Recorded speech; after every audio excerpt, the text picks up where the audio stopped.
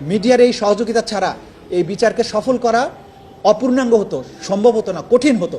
মিডিয়ার প্রতি আমাদের কৃতজ্ঞতা। আপনারা অসম্ভব পরিশ্রম করেছেন। রাষ্ট্রের প্রতি, বাংলাদেশের মানুষের প্রতি আপনাদের ভালোবাসা, দায়বদ্ধতার জায়গা থেকে আপনারা এটার প্রমাণ দিয়েছেন। আমি আশা করব আপনারাও আগামীতেও এই একই ধারা অব্যাহত রাখবেন। বাংলাদেশটা আবার সবার হোক।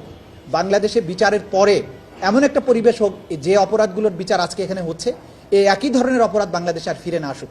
কারণ আমরা আর ওই ধরনের অপরাধকে আর অ্যাফোর্ড করতে পারবো না।